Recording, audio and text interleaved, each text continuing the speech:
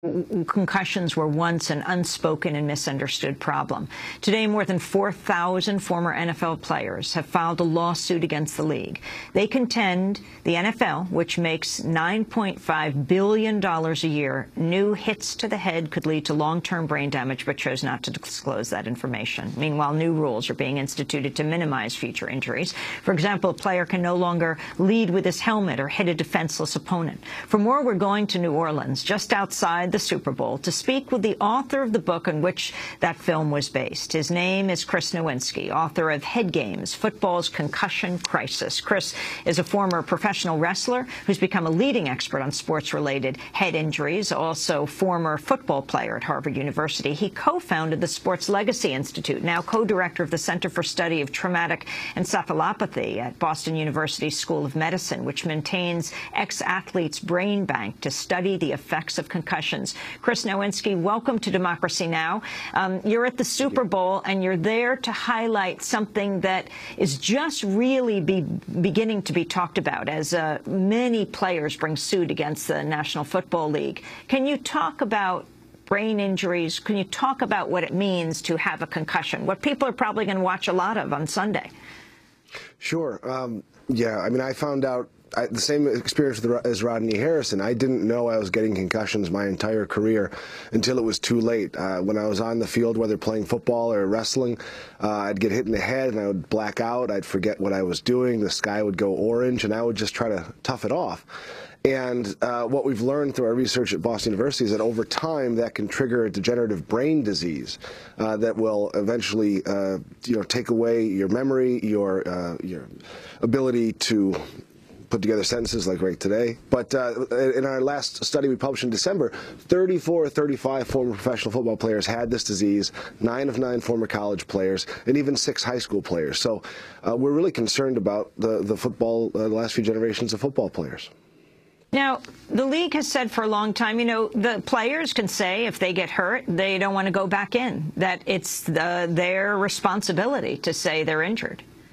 Yeah, that was, and Rodney hit it on the head. It was always a question of education. I did not know the definition of a concussion even after having a Harvard degree and 19 years of bashing my head, because we've never forced anyone to ever tell an athlete what it means when you get hit in the head and things go fuzzy. And so the problem was always informed consent at the beginning, and that's why Ted Johnson, who was one of the first players to come forward, the former New England Patriot, stepped forward. He said, at least let me make this decision for myself. And so in 2010, the NFL finally did start educating the players, and so now it's a different ball game at the pro level. But what really needs to have a light shined on is the fact that there is no such thing as informed consent for children.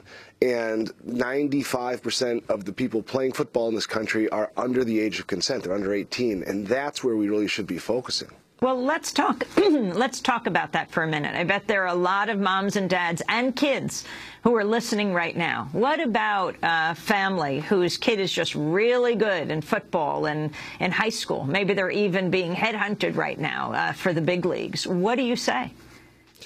I say it's a huge risk right now. Your child surviving youth football is right now mostly luck, because there are so few standards in place to actually protect them. Consider the fact that yesterday the NFL and NFLPA announced they will now have independent neurologists on the sideline because they do not trust the team doctors to make a judgment about whether or not someone has concussion and go back in. That's the level of safety we have at the NFL. They even pay an athletic trainer to sit in the skybox to watch the television feed because they miss so many concussions on the field. If that's what these millionaires need to protect themselves, your child has no medical professionals, coaches with no training. Their young developing brain is more sensitive to the trauma. And so from that perspective, you wonder how you could expose children to a game that we think is killing adults. Chris Nowinski, can you talk about this unprecedented lawsuit that has been filed against the NFL? Yeah, I mean, personally, with our role, we kind of stay out of this. But from what's been happening is former players who did suffer these injuries on the job are suing the league for not warning them and then not taking care of them. The reality is, when I wrote the first edition of Head Games in 2006, I was appalled by the fact that, chronic traumatic encephalopathy, this disease, was originally called punch drunk in 1928, but we never looked into football, and everyone just assumed football would avoid it. We knew that putting players back into the game was very bad for their brains when they had concussion, but we did it. The 1937 American Football Coaches Association minutes talk about the fact that they're saying we've got to stop putting guys back in. We've got to stop putting guys back in. And it was 72 years later when that became the policy. So, I don't know what exactly happened, but, there's a lot of guys suffering that need care, and I understand why they're suing. I want to turn to an excerpt from the... Thanks so much for watching this report from Democracy Now!, your daily independent global news hour. We don't accept advertising or corporate funding, but rather rely on donations from viewers like you. Please make your contribution by visiting democracynow.org. We need your support today to keep bringing you this hard-hitting, in-depth reporting.